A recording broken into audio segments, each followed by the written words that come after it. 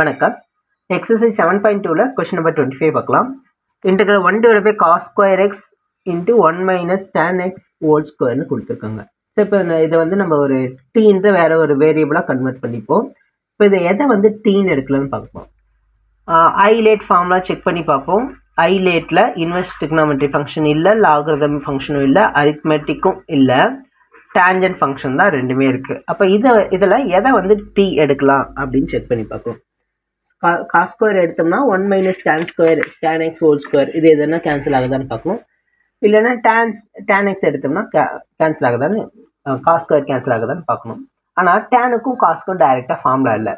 நமக்கு 1 plus tan square x is equal to secant square xன்னு ஒரு formula இருக்குது. ஓகேவா?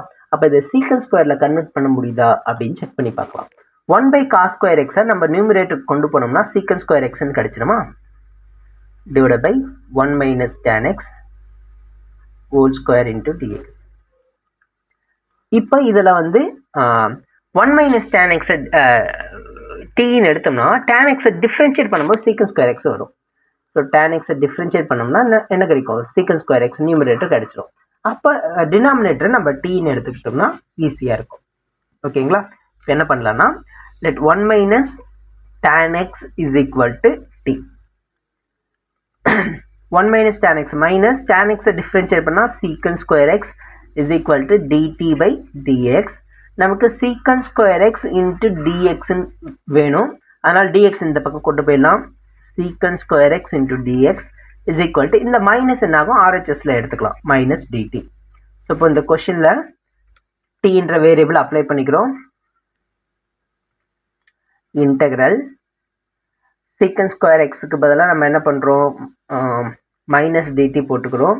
அப்போ 1 divided by அப்படியே இருக்கட்டும், மைனஸ் dt 1 divided by டிவைடில் என்ன வருது? டினாமினேட்டரில் 1 minus tan x அதாவது tன்னு எடுத்திருக்கோம், t ஸ்கொயர். அப்போ மைனஸ் வெளியே எடுத்தோம்னா integral 1 divided by t square into dt. So 1 divided by t square எப்படி எழுதலாம்னா t பவர் மைனஸ் 2 into dtன்னு எழுதிக்கலாமா? So t power minus 2 integrate பண்ண என்ன ஆகும்? ஃபார்முலா என்ன? Integral x power n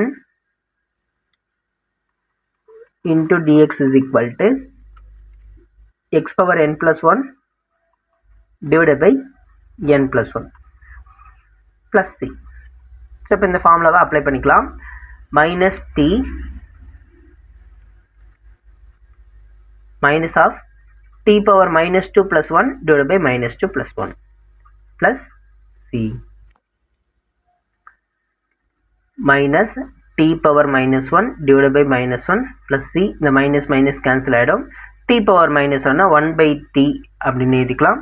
so 1 by t plus c 1 divided by t ஓட value என்ன எடுத்தோம்? 1 minus tan x ன்னு எடுத்துருக்கோம். அப்போ 1 minus tan x plus c. So இதுதான் நமக்கு தேவையான ஃபைனல் ஆன்சர். தேங்க்யூ.